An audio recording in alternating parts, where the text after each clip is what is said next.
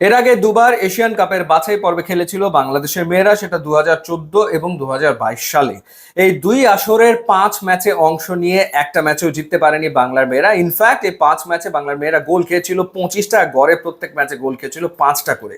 কিন্তু এবার বাস্তবতা একেবারেই ভিন্ন। প্রথম ম্যাচেই র্যাঙ্কিং এ 36 ধাপ এগিয়ে থাকা বাহরাইনের বিপক্ষে বাংলাদেশের মেয়েরা জিতেছে 7-0 গোলে, এবং তারা আসলে একটা নতুন স্বপ্নের দুয়ার উন্মোচন করেছে।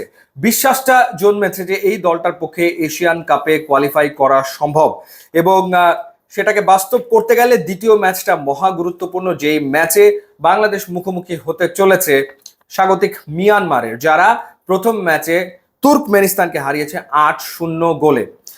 বাংলাদেশ, আমরা আশা করতে পারি যে তুর্কমেনিস্তানের বিপক্ষে বাংলাদেশ জিতবে, কারণ র্যাঙ্কিং এ তুর্কমেনিস্তান বাংলাদেশের চেয়ে পিছিয়ে। 141 নম্বরে রয়েছে তুর্কমেনিস্তান এবং বাংলাদেশের র্যাঙ্কিং হচ্ছে 128।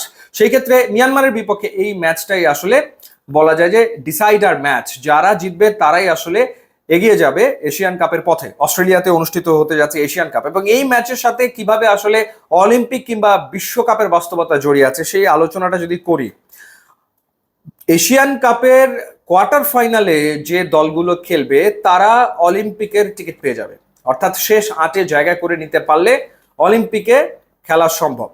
আর যারা সেমিফাইনালে খেলবে তারা বিশ্বকাপের টিকিট পেয়ে যাবে, অর্থাৎ যে 4টা দল শেষ 4-এ যাবে।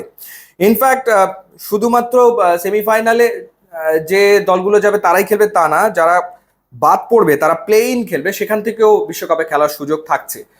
তার মানে দাঁড়ালো যে বাংলাদেশের সামনে একই সাথে এশিয়ান কাপে কোয়ালিফাই করার একটা সুযোগ, একই সাথে অলিম্পিকে খেলার যে স্বপ্ন সেই স্বপ্নটাকে ধারণ লালন করার সুযোগ, এবং বিশ্বকাপও যে উকি ঝুঁকি দিচ্ছে না ব্যাপারটা কিন্তু তা না। সবকিছু নির্ভর করছে এই ম্যাচটার উপরে, এই ম্যাচের ফলাফলের উপরে। তো মিয়ানমার র্যাঙ্কিং এ 55 নম্বরে রয়েছে, বাংলাদেশ 128। মিয়ানমার অনেক শক্তিশালী দল, কোনো সন্দেহের ব্যাপারে নাই। প্রথম ম্যাচে তারা প্রমাণ করে দিয়েছে তুর্কমেনিস্তানকে 8-0 গোলে হারিয়ে। কিন্তু বাংলার মেয়েরাও তো কম আসলে যাচ্ছে না।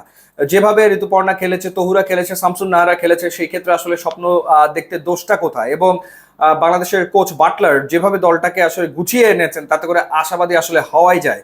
তো এই কারণেই বাংলার মেয়েদের ফুটবলের ইতিহাসের সবচেয়ে গুরুত্বপূর্ণ ম্যাচ হতে চলেছে এটা, এবং এই ম্যাচ জেতাটা জরুরি, ভীষণ ভীষণ ভীষণ জরুরি। চিন্তা করে দেখুন, বাংলাদেশ প্রথমবারের মতো এশিয়ান কাপে খেলছে একেবারে টপ টিমগুলোর সাথে। জাপান, কোরিয়া, এই দলগুলোর বিপক্ষে বাংলাদেশ খেলছে। তো সেই ক্ষেত্রে প্রথমত এই ম্যাচটা জেতা জরুরি। বাংলার মেয়েদের জন্য থাকলে শুভকামনা। ইউটিউব, ইনস্টাগ্রাম লিঙ্ক আছে, যোগ দিলে খুবই খুশি হব। And thanks for watching.